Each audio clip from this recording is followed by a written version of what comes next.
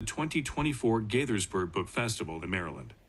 Up first, immigrant and former Army Sergeant Aquilino Gonell recounts his experience as a U.S. Capitol Police officer on January 6, 2021. January 6th, 2021 was a day in American history that we must never forget. I have been living in the trauma of it and started off by reading our Congressman Jamie Raskin's book. And then I read Cassidy Hutchinson's book, who you may remember from the January 6th hearings. And then I read Michael Fanone's book, the police officer with the tattoos down his neck, and his book. And then I read Republican Congresswoman Liz Cheney's book. And then I read this book by Sergeant Aquilino Gonell. This is such an important read of American heroism.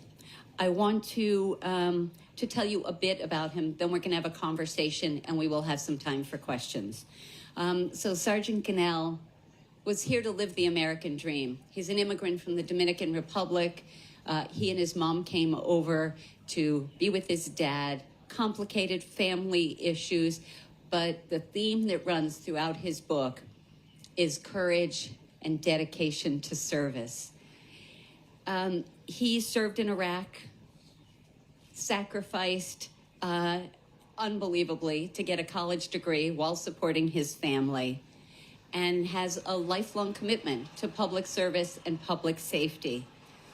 The January 6th brutality, and there really are no words to describe the horror of January 6th, when election deniers were summoned to Washington and ultimately to the U.S. Capitol to attack the fundamental symbol of our democracy, the United States Capitol. People were injured grievously. People died. This book is compelling, horrifying, and inspiring. Please join me in welcoming Sergeant Aquilino Gonell.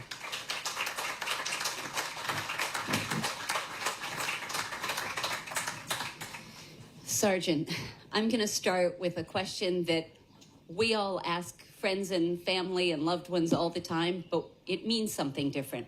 We say, how are you? So I'm going to start, how are you? Physically, mentally, psychologically? Thanks for, first of all, thank you for having me, and also the mayor as well for creating this great event. How am I doing? Some days are better than others. Yesterday I was at the Capitol in the same location where I defended, and I was told, because I was having a camera, and you can't be here. Well, I helped save the place, so what do you mean I cannot be here? But I didn't want to make a big sting out of it, and so I left. But the memories are still there. Mentally, there are scars that keep being triggered by the rhetoric, by the politicians, by the memories, by me being in court, by random comments, by a smell, by a noise. Physically, I'm the best I can. I showed you earlier the range of motion that I have on my left arm compared to on my right. So my physical injury healed to the best they can, but the scars are still there. And this is almost 4 years later. So there's still things that I had to deal with, the ramification from that day. So why don't you tell us about your journey and your book? I decided to write a book, not out of necessity, but mostly out of necessity, because after I testified to the January 6th committee, there was a lot of people saying certain things about me that they never knew about it. They never asked me, so they just were making an assumption. And as we all know, what happens when you make assumptions, you make an ass out of yourself. And that's what a lot of people from Fox News and right-wing media were doing, mischaracterizing my service, my years as half of my life I had dedicated to protect this country, and I was not even born here. As a person who has sacrificed so much for this country, I felt compelled to tell my story. At that time, I only used to see Harry Dunn, which also wrote a book, Standing My Ground. And he was the only one that I saw from the Capitol Police be on TV, keeping the conversation going, attesting to some of the things that happened. And I felt like he needed support. And I'm like, well, if they don't want to listen to him because he focused on the racial epithets and things that were happening to him, I had the injuries. There are videos and pictures of me. I'm a former military. I'm a sergeant, a veteran, and I'm a sergeant as a Capitol Police. I'm part of management. I'm part of all these things. Maybe I have more credibility. Maybe they will listen to me. Maybe they will believe me more than this guy who's standing on an island. And those are the things that led me to come forward and speak up. But I was ready to speak up about it the day after and a couple of days after when I saw Michael Fanone and a couple other fellow officers on the Washington Post attesting to what happened to them. And I was like, that's a great idea. Maybe Capitol Police will let us do the same thing. So, and that's how I came to be to write the book. Your wife didn't want you to come out publicly because she was scared of attacks, of criticisms, of safety for you and her and for your beautiful son. And she still does. She still does. So talk about the journey of telling the story. And why don't you tell the story for people who haven't had the opportunity to read the book yet? The book centers from my early years as a child in the Dominican Republic, living with my grandparents, depending on the season and when it rained. We were bounced around from place to place to help with the family farms. Very poor area at that time. And, you know, they would yank me out of school just to go plant tobacco, maize, beans, whatever else we needed to. And eventually, my dad had arrived here in the United States in 1983. And around 1989, my dad filed for petition for us to come here. I didn't know him at that time because I never, you know, my parents separated when I was born. So it was kind of like different relationships that I have and dysfunctional with my dad, and it still is. Since I published the book, he hasn't spoken to me, to be honest.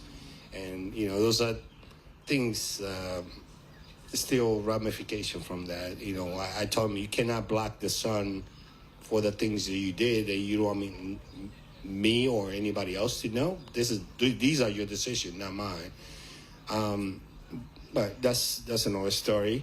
You know, I had come to learn and adapt to a lot of things that happened through my life. There's a lot of, if you read the book, and I encourage you to, and if you do, please review as well and recommend it to other people. It's available both in Spanish and English. I helped translate it in Spanish. I have the Spanish copy, and Kagan has the English version. It's also available in audio in English and Spanish. But, you know, throughout the book, these are only moments, the most compelling moments of my life there are others that I thought should have been in the book, and the author and co-author and the editor, they deemed me, oh, you already said some of these things, so you can't fit your whole life in the book. So there are other things that I promise you that would have made a better, not better, but a more compelling book about my resiliency by obstacles and challenges that I overcame, and the adversity of being here in the United States trying to assimilate to a new culture, learning the language, having difficulty adapting to this country, also the financial aspect of it, the adapting to my new school and in high school, then later on trying to come up with the idea ways for me to fund my way to secondary education, which led me to joining the military. That's one of the reasons why I joined the military, because I wanted to continue my education, and the other two reasons was getting away from my dad, and also giving back to the country who opened arms and received me when I first arrived. So, but after 9/11, all those things were irrelevant. I joined. I was in the military when at the base when in Queens, New York, when 9/11 happened. I was on orders for 17 days because I was trying to pay off for my school, and eventually all that seemed irrelevant, and all I wanted to do was let's go get these people who attack us in Afghanistan. So for 2 years, I tried to volunteer my way out to be deployed, and for some reason they didn't call me up. And then in 2003, when Bush made a decision to invade Iraq, then that's when my number came up. I deployed to Iraq from December 7, 2003, all the way to February 2005. A lot of things happened. This is also in the book as well. But when I came back, I finished my education. And then after there was certain things that happened to me, or that couldn't, the dynamics of me staying in New York was almost impossible. So I left New York to Pennsylvania for a couple of months until I waited for job opportunities throughout the region as a police officer, which led me to Capitol Police, where I stayed for 17 years until December 2022, when I was separated due to the injuries I sustained on January 6th. I loved the story of your touring the U.S. Capitol as a young person, as a child, as a student, and Sergeant Gonell met a Capitol police officer who was so kind and so welcoming, and it inspired him all those years later. Someone suggested that he consider applying to the Capitol Police. And so you have such a deep love and knowledge of that building that dates back to your youngest years. Talk about that trajectory and kissing your wife goodbye and your son goodbye on January 6th, not knowing what would happen that day. When I first arrived at the Capitol, that was based on a recommendation from my guidance counselor in high school, because I was struggling to learn the language and struggling with classes. I was out of 9 classes that I was supposed to be taking, I only was passing Spanish and volleyball. So not a great accomplishment, but in the same time, I flew back to the Dominican Republic around that time, and I wanted to stay there because I was having such a hard time here in the United States to adapt. My dad got stabbed, shot 2 weeks after I arrived here in 1992. Then almost a year later, he got stabbed. So it's a lot of things that happened. So I didn't want to be here at all. So I told my grandfather, you know what, I'm staying here, and he convinced me to return. So I did, and my guidance counselor suggested, hey, by the way, I know you're going through a lot of things. Here's a trip that potentially is going to be helpful for you. I'm sorry, I'm getting emotional. I'm sorry, but I'm fine. just certain things still there. He gave you something that I bet you still carry it, don't you? So going back to your question, I enjoy the first time I walk in towards the Capitol. Like I don't know if you ever been to the Capitol, but where you get dropped off on P Circle, Garfield Circle, and you start walking that corridor up to the dome. The closer you get to that monument, the smaller that you get.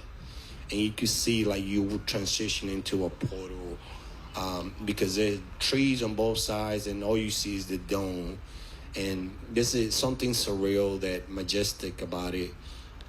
And I never thought that as a kid I would have come back years later to protect the building.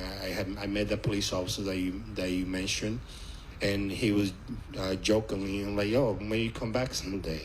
And that was kind of like premonition in a way, because you know I'm a 12-year-old kid, and here I am coming back when I'm 25, 27. So, but working on every day there, it gave me a better, made me proud. It made me really.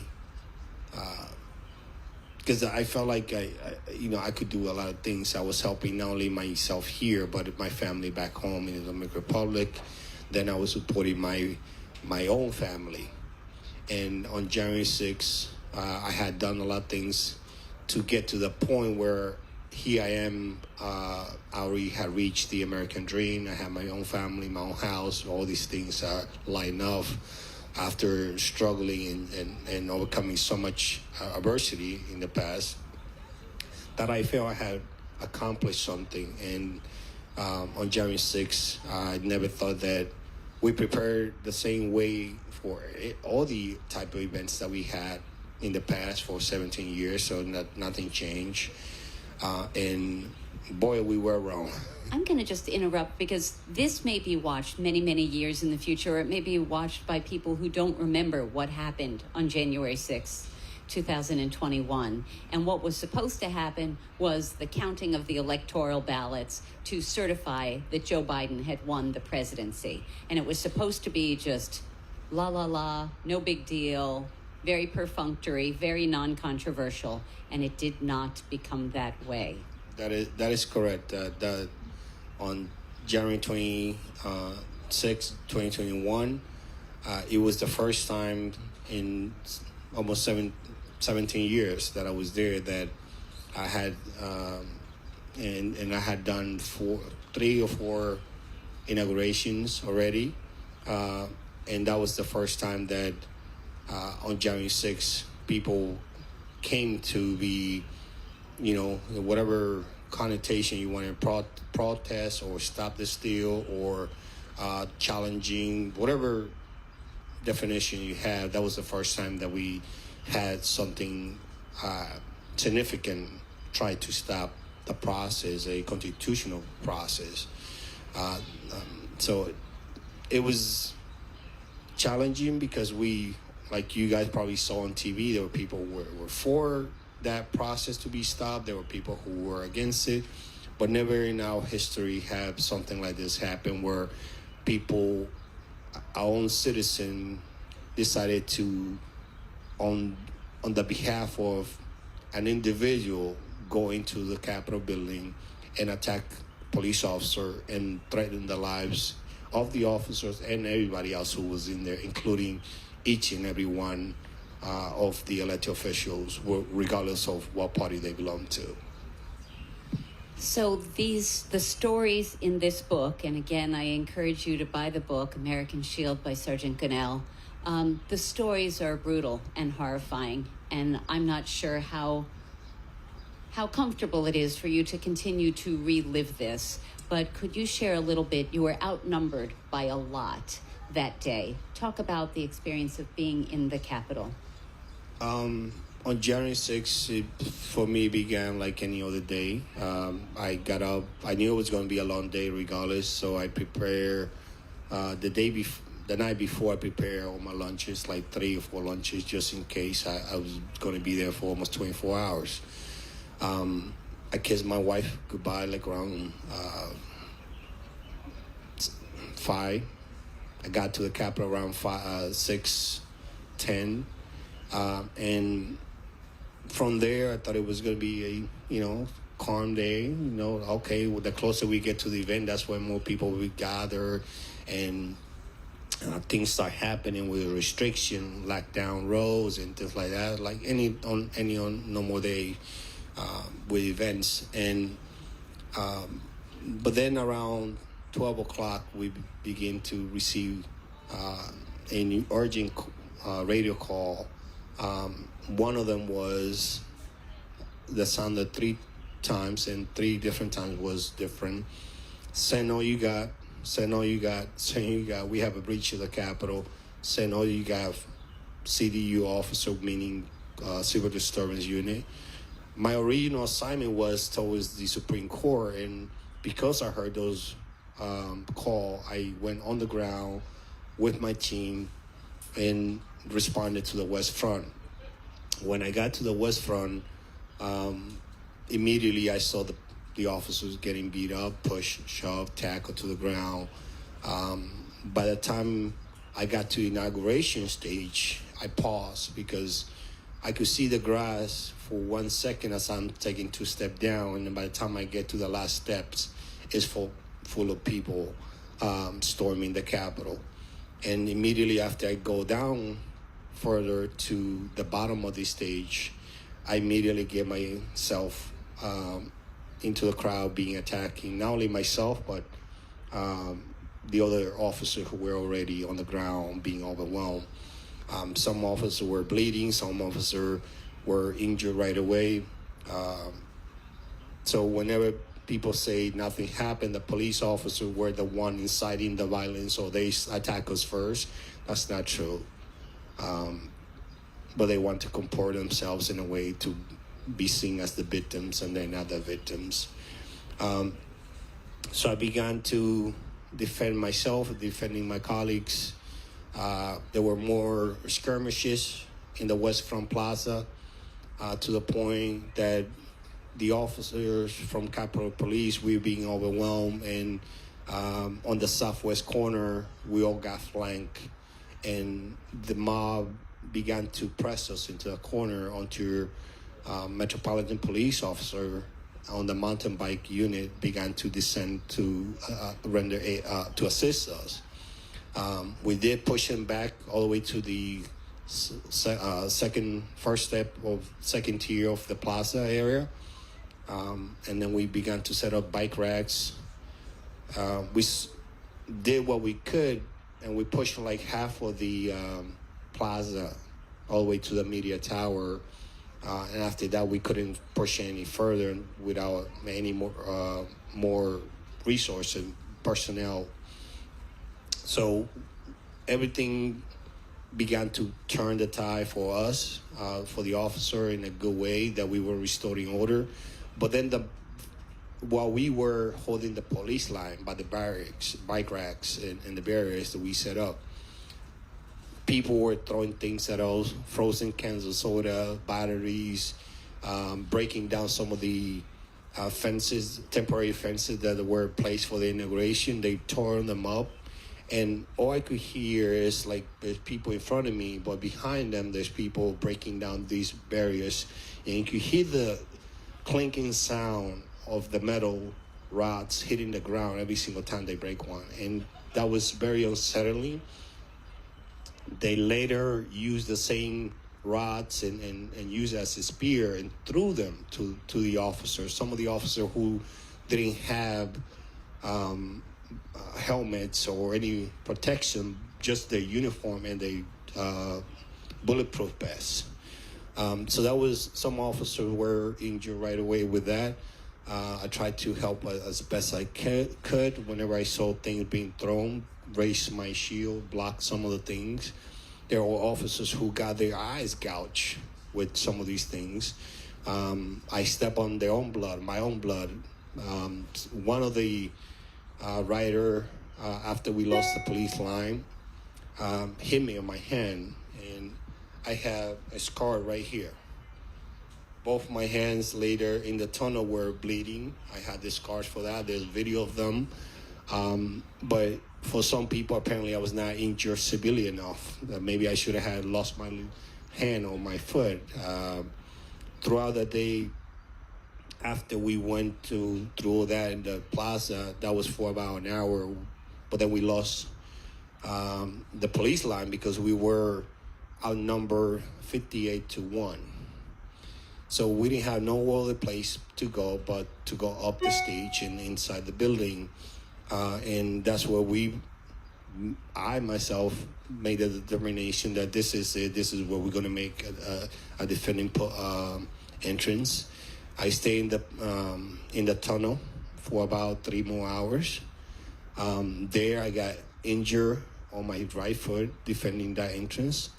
Then towards the end, I got injured on my left shoulder, where the mob was trying to pull me into the crowd and drag me like they did to Michael Fanone. And this is after they had dragged Michael Fanone, and Michael Fanone happened to relieve me inside the tunnel. He was there for 15 minutes. He relieved me. I went to the bathroom, and by the time I came back, he was already dragged. And, I still had that survival guilt, because I know if I would have stayed there a little more longer, had it not been because I have a weak bladder, maybe whatever happened to him would have not happened to him. But then again, I also think maybe I would have had survived it, because by that time I was injured on my right foot, both my hands, and then later on my shoulder. So it's a very compelling. It was a horrible day for myself. We had initially 30 to 50 officers defending the entrance, and I was one of the few who had shields left. And I had my shield almost the entire time. So for me, it was more. I felt like I was supposed to be there, because I know some of the Capitol Police officers who initially were right there with me. I look back and some of them were not there. Maybe they redeployed to all the entrances, or they were injured themselves. But I felt like I needed to be there, because what if Metropolitan Police say, you know what, Capitol Police is not here. Why should we defend this entrance? And that entrance would have led to some of the hideouts for the members of Congress, where they were being evacuated to. And, you have the significance of the entrance, that we were holding down the mirror without any reinforcement there for almost 3 hours. And people were, the rioters were making a great push with a hee-haw booming. Danny Hodges was getting crushed. I was getting crushed right next to him. So there's a lot of things happening, and all this is in the book as well.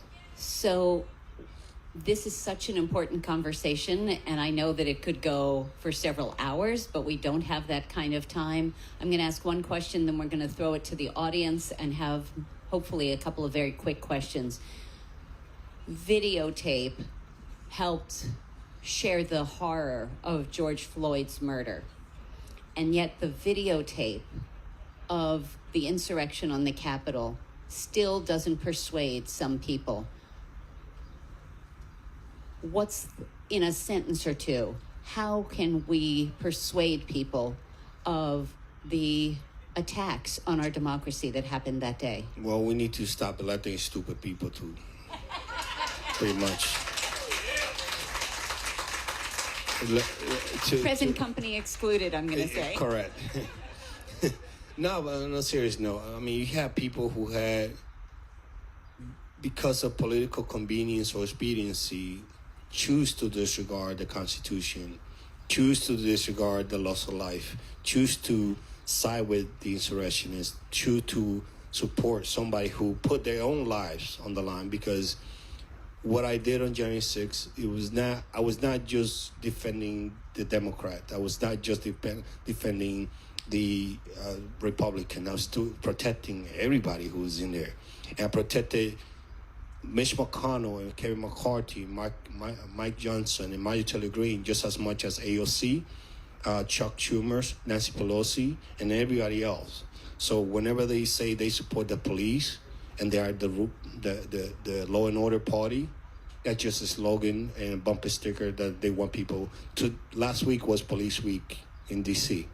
And here they are posting their picture with a police officer, but these are the same individual who had not spoken to the police officer or the Capitol, even though we rescued and saved their own lives. On that note, let's see if we've got time for a couple of very quick questions. Please raise your hand, stand up, and wait for the microphone when it's on its way to you, right behind you. If you would stand up and ask a brief question. Stand up and ask a brief question, please. Sergeant, first of all, thank you so much for your service. Deeply appreciated. You're welcome. What do you say to people that you encounter since the insurrection that are doubters? How do you react to them when they make it real clear that they question whether anything of substance really happened that day? Well, a lot of times those type of people are okay with what happened because the people who did it, they are like-minded like them. And they're okay with their supporter doing that. But I ask them this, would they be okay with Joe Biden and Kamala Harris try to subvert the election in January next year? Would they be okay with that? These are the same people who be calling 1776, let's get our guns, and these guys are traitors, let's go get them. They're okay because it's their people doing it. They want the laws and the rules to apply to other people, not to themselves. Do we have another question? Yes. Okay, can we get the microphone over here, please? Right up here in the second row. Thank you very much.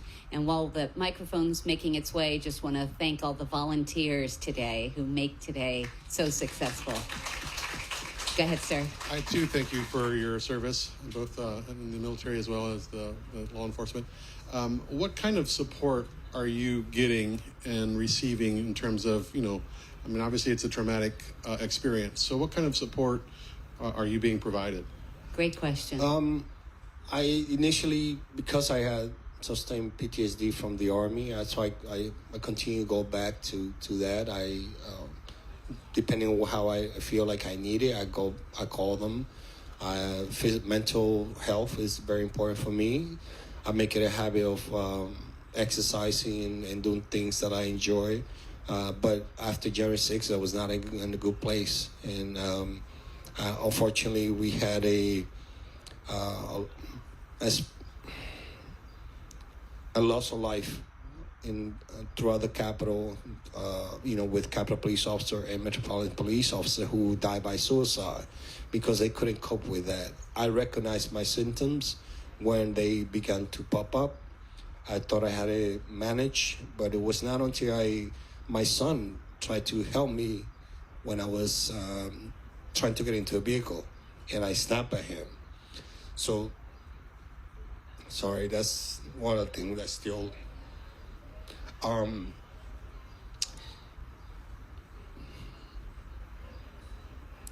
recognize that I had that trauma, and I call my therapist again, and I began to get treatment for it. I'm better at it, but it's still triggering when you have half of your life protecting a system that now a lot of the same official who you risk your life for has sided with the people who attack it, the people who attack you, because they see you got the former president right now. A couple of weeks ago, he said, let's stand up for the unjustly treated January 6 hostages. And he will call them in the past patriots, Hawks and Kisser, Lawfest, political prisoners. And now he wants to own that as a badge of honor. These are people who attacked the police officer. These are people who took my career, my health, my stability, and they want to be seen as they're the victims, and they're not. To me, when he says these people are hostage, and then who are we then, the police officer, to them? Are we the bad guys? Are we the one who were storming the Capitol? No. It was the other way around, but they're the party of law and order. He's a president who support the police. The police. Hypothetically. The police that beat up the police officer, defended the Capitol from the things that he sent those people for. And that's ironic and misjudgment, I guess. But thank you guys for being here. I'm sorry I got a little emotional. Oh my God. It's still ramification from that day, so I'll let you have the last word. So Sergeant Gonell is an American hero, a patriot, a veteran who has courageously defended our democracy and continues to do so with this book and with his words. So I hope you will buy this book. Thank you for listening to him. Thank you for helping to educate your neighbors and friends. We have to defend our democracy by making sure that people cast an informed ballot and vote in November and vote for democracy. Thank you for being here. Thank you, Sergeant Gonell. Thank you. And one last thing, please follow us on social media, Sergeant AQG, and your... At Cheryl Kagan. Yeah, thank you. Hashtag GBF for the Gaithersburg Book Festival. Please review our books. Thank you.